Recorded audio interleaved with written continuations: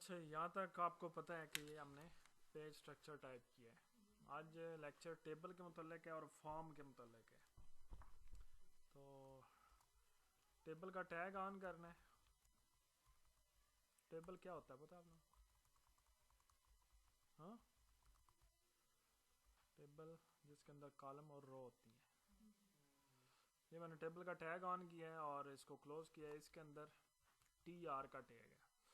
T R मतलब table रो। फिर T R के अंदर है टी एच यानी टेबल हेडिंग, और ये मैंने एक हेडिंग दी है सीरियल नंबर की। फिर टी एच क्लोज, फिर टी एच ऑन किया है यहाँ पे। फिर मैंने स्टूडेंट नेम लिख के फिर T H close, T H on course name और टी एच ऑन और फिर ड्यूरेशन और ये टी एच क्लोज और ये ले फिर टी आर क्लोज। समझ आई? इसको मैंने कंट्रोल एस से सेव किया और यहाँ पे table dot H T M L लिखा। तो ये आपको टेबल नज़र आना शुरू हो गया। लेकिन ये अभी एक लाइन के अंदर यहाँ टेबल के अंदर बॉर्डर का एट्रीब्यूट डालें तो आपको इसके बॉर्डर नज़र आना शुरू हो जाएंगे। समझ आई? ये अभी हमने एक रो बनाई है और एक रो के अंदर 4 यानी कॉलम बनाए हैं, और ये टी एच के टैग से ऊपर हेडिंग दी है। अब यहाँ पे दूसरी रो बनाने लगा हूँ। टी आर से स्टार्ट किया, फिर अब टी डी लिखा है मैंने। अब टी एच नहीं है, टी डी है। टी डी का मतलब टेबल डाटा। अब यहाँ पे सीरियल नंबर के नीचे 1 आ गया। स्टूडेंट के नीचे नाम हम डाल देंगे, जैसे कि मोहम्मद अली नाम डाला है। फिर ये T D course name web designing या जो भी हो। फिर ये T D close, T D का मतलब टेबल डाटा। ये 2 मंथ इसका ड्यूरेशन और ये टी डी क्लोज। फिर यहाँ पे ये टी आर क्लोज। इसको सेव किया, रिफ्रेश किया तो ये नीचे दूसरी रो आ गई। अब ये हेडिंग है और ये डाटा है। तो इस तरह से अब जितने भी आपने नीचे रोज बनानी है इसकी कॉपी कर लो और पेस्ट कर लो, अंदर डाटा चेंज कर दो। समझ आ गई? यानी ये मैंने 2 कर दिया, नाम चेंज कर लिया, कोर्स चेंज कर लिया, ड्यूरेशन चेंज कर लिया। 3 हो गया, 4 हो गया, 5 हो गया, 6 हो गया। इसको सेव किया, रिफ्रेश किया तो ये डाटा। अच्छा, डाटा टेबल का साइज कितना है? जितना आपका अंदर डाटा है। यानी देखें चौड़ाई जो है कंटेंट कैसा है। अंदर जो राइटिंग है इसको कंटेंट भी बोलते हैं, यानी जो डाटा है उसको कंटेंट भी कहा जा सकता है। तो जितना कंटेंट है उतना ही टेबल का साइज है। लेकिन हम यहाँ पे इसको विड्थ लगाते हैं 500 पिक्सल, तो इसका साइज चौड़ाई ज़्यादा होगी। इसी तरह हाइट लगा सकते हैं। इसको सेव, तो हाइट भी इसकी ज़्यादा होगी। तो इस तरह से ये चीज़ें कंट्रोल की जाती हैं। हाइट और विड्थ की समझ आ गई? लेकिन फ़िलहाल मैं नहीं लगा रहा। ये इस तरह से। यहाँ पे एक चीज़ है सेल पैडिंग। सेल पैडिंग क्या होता है? ये 20 पिक्सल दिया है मैंने। रिफ्रेश किया तो इस तरह से टेबल और सेल्स के दरमियान स्पेस आ गई। ये देखिए, ये राइटिंग जो है, ये जो नाम है इसको इधर से ये 20 पिक्सल स्पेस आई है, ऊपर से 20 पिक्सल स्पेस है, नीचे से 20 पिक्सल है, इस साइड से 20 पिक्सल, यानी चारों तरफ से उसे स्पेस मिली है। इसको बोलते हैं पैडिंग। समझ आई? यानी कि कोई भी चीज़ हम फर्ज आगे चल के हम देखेंगे पैडिंग को ज़्यादा तफसील से जब CSS करेंगे। लेकिन फ़िलहाल देखेंगे जो ये आपका कंटेंट है इसने बॉर्डर से फासला छोड़ा है। जो बॉर्डर से फासला छोड़ा है उसको हम पैडिंग बोलेंगे। अगर ये 0 कर देंगे तो बिल्कुल पैडिंग ख़त्म हो जाएगी और राइटिंग बिल्कुल बॉर्डर के साथ लग जाएगी। इसको सेल पैडिंग बोलते हैं। ये जितनी ज़्यादा करते जाएंगे उतने आपकी स्पेस ज़्यादा होती जाएगी। क्लियर हो गया पैडिंग? अच्छा, उसके बाद है सेल स्पेसिंग। सेल स्पेसिंग 20 है। इसको सेव किया, रिफ्रेश किया तो ये स्पेसिंग आ गई। यानी इस सेल की और इस सेल के दरमियान ये स्पेस है, हर सेल की दूसरे सेल के दरमियान स्पेस है। दाएं बाएं देख लें, ऊपर नीचे देख लें, स्पेस 20 पिक्सल है। अगर ये 0 पिक्सल कर देंगे तो बॉर्डर सेल्स की स्पेसिंग ख़त्म हो जाएगी, बिल्कुल एक दूसरे के साथ जुड़ गए। क्लियर हो गया? तो ये मैं 10 कर देता हूँ, ये भी 10 कर देते हैं, सेल पैडिंग और सेल स्पेसिंग। ठीक है जी, समझ आ गई। तो ये टेबल था, इसमें 2 कमांडें और हैं जो मैं अभी बताता हूँ, लेकिन उससे पहले बता दूँ कि टेबल के अंदर आप हर किस्म का डाटा डाल सकते हैं। यानी किसी को हेडिंग में डालनी है, किसी को पिक्चर डालनी है, किसी को लिंक बनाना है, किसी को लिस्ट ऐड करनी है, वो सारी चीज़ें आप टेबल में ऐड कर सकते हैं। समझ आई मैंने क्या कहा अभी? तो इस टेबल को मैं सेव कर लेता हूँ, सेकंड टेबल डॉट HTML, और इसको फ़िलहाल बंद करता हूँ और इस फाइल को ओपन कर लिया। सेम ही है। अच्छा जी, अब देखें,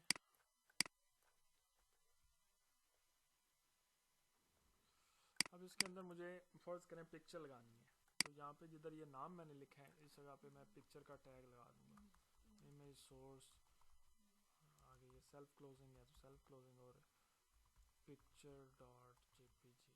पता नहीं पिक्चर है कि नहीं है, नहीं है तो उसने नहीं शो की, तो पिक्चर यहाँ से कोई देख लेते हैं, जैसे ये बैनर डॉट JPG है, तो यहाँ पे मैं बैनर लिखता, इसको सेव किया, रिफ्रेश किया तो उसने पिक्चर शो कर दी। इसका साइज जितना था वो उतनी आई है, इसको मैं विड्थ 100 कर दूंगा तो इसका साइज कंट्रोल हो जाएगा। अब देखें उस सेल के अंदर पिक्चर एडजस्ट हो। किसी डाटा को आपने हेडिंग बनाना है, जैसे ये वेब डिजाइनिंग है, इसको मैं हेडिंग में लिखना चाह रहा हूँ, इसके शुरू में H1 का टैग लगा दूँ। समझ आ रही है? ये हेडिंग बन गई। अब ये हेडिंग है, किसी सेल के अंदर आपने लिस्ट बनानी है, फर्ज करें मुझे इसके अंदर लिस्ट बनानी है, तो मैं यहाँ पे ये ख़त्म किया, अब यहाँ पे मैं एंटर कर लूँगा, ये सेल इधर स्टार्ट हो रहा है और इधर बंद हो रहा है, इसके दरमियान ये मैंने स्पेस बनाई और यहाँ पे ULLI आइटम नेम कुछ भी आप डाल सकते हैं, और इसकी मैं कॉपी करके पेस्ट, और यहाँ पे ये UL क्लोज, इसको सेव किया तो ये हमने लिस्ट ऐड कर दी। समझ आ गई बात? यानी कोई भी आप जितनी भी कमांडें पढ़ी हुई हैं, आपने टैग पढ़े हुए हैं, वो सारे आप सेल के अंदर TD के अंदर यूज़ कर सकते हैं। यहाँ पे TH बताया था, TH का मतलब टेबल हेडिंग है, जो कि सबसे पहली रो के अंदर यूज़ होता है, बाकी नीचे डाटा होता है तो सब में TD यूज़ होता है, और जो हेडिंग है वो सेल के बिल्कुल सेंटर में आती है, लेकिन ये जो आपका डाटा होता है ये आपका बिल्कुल लेफ्ट लाइन होता है, सेंटर में नहीं आएगा। जैसे अब ये देख रहे हैं वेब डिज़ाइनिंग सेंटर में नहीं है, ये लेफ्ट लाइन। यहाँ तक क्लियर हो गया? तो एक सारा हो गया जी, इसको मैं बंद करता हूँ। जो फाइल पहले बनाई थी उसको दोबारा लेते हैं, ये एडिट, और इसको ओपन किया, सेल स्पेसिंग ख़त्म कर रहा हूँ।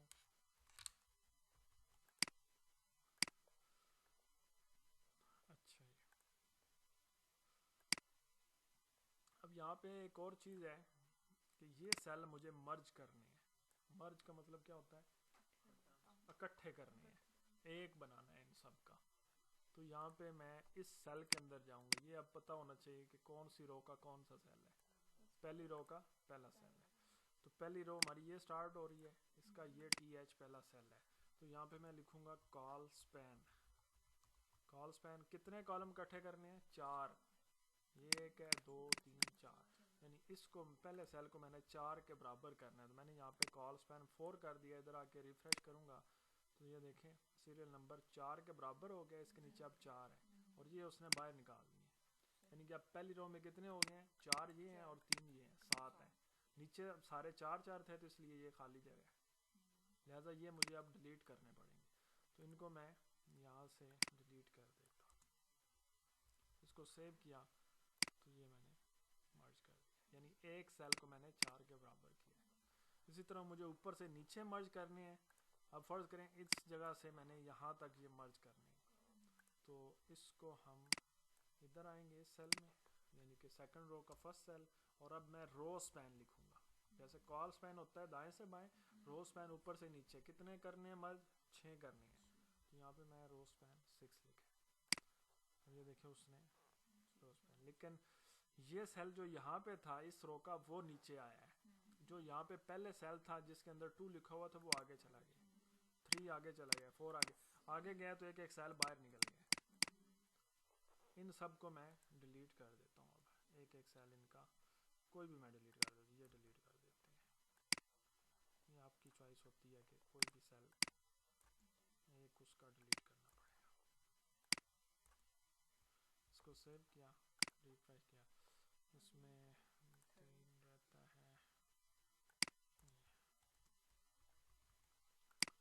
ठीक हो गया जी। अब मैं चाह रहा हूँ यहाँ पे ये जो है इनको मर्ज कर लूँ, समझ आई? यानी कि 3 ये ऊपर से नीचे हैं और 2 दाएं से बाएं हैं। तो मुझे इस सेल के अंदर जाना पड़ेगा। अब ये पहले पता हो कि किस रो का कौन सा सेल है, बताएं मुझे। थर्ड रो का, थर्ड कैसे है? सेकंड है। थर्ड रो आप फर्स्ट, सेकंड, थर्ड और ये फोर्थ रो है, उसका ये सेकंड सेल है। सेकंड सेल कैसे? ये फर्स्ट है इस रो का, ये फर्स्ट नहीं है, ये वाला इस रो का है। समझ आई बात की? तो अब चौथे नंबर की जो रो है उसका सेकंड सेल में जाना है। ये हमारी पहले रो है, ये दूसरी रो है, ये तीसरी है और ये चौथी। इसके सेकंड सेल में ये हमारा सेकंड सेल है, इसके अंदर मैं लिखूंगा कॉल स्पैन 2 और रो स्पैन 3। इसको मैंने सेव किया। तो अब इसका मुझे एक डिलीट करना पड़ेगा और नीचे वालों के कितने होंगे डिलीट? 2। ये 2 डिलीट कर देते, रिफ्रेश करेंगे तो ये उसने मर्ज कर दिया। समझ आई यहाँ पे? यानी कि आप देखें ऊपर भी 2 कॉलम है, नीचे भी 2 कॉलम है, यहाँ पे सिंगल है। इसी तरह ये 3 रो है आपके पास, इधर सिंगल है। इसको मैं पैडिंग ख़त्म कर रहा हूँ और विड्थ लगा रहा हूँ। इसको सेव किया, रिफ्रेश किया, हाँ थोड़ी सी हाइट भी लगा लेते हैं।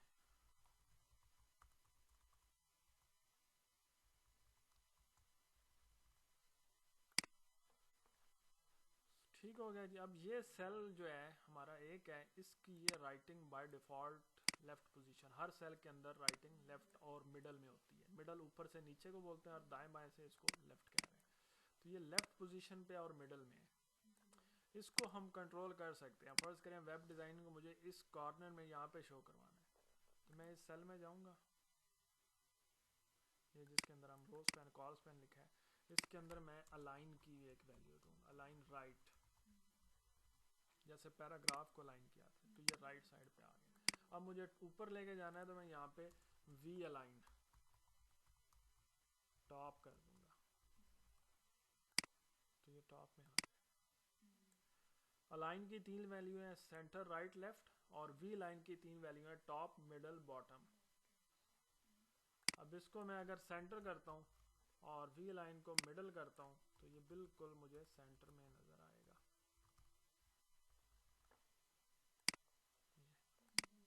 अगर मुझे इसको इधर शो करवाना है तो मुझे क्या करना पड़ेगा? अलाइन सेंटर, हाँ जी। तो वी लाइन यहाँ पे अगर बॉटम कर देंगे तो ये बॉटम आ जाएगा इस तरह। अगर मुझे इधर इसको शो करवाना है इस कॉर्नर में, अलाइन लेफ्ट और वी अलाइन टॉप। हाँ जी, तो यहाँ पे हम वी लाइन इसका टॉप कर देंगे और लाइन इसका लेफ्ट कर देंगे। क्लियर हो गया? तो ये टेबल का लेक्चर था।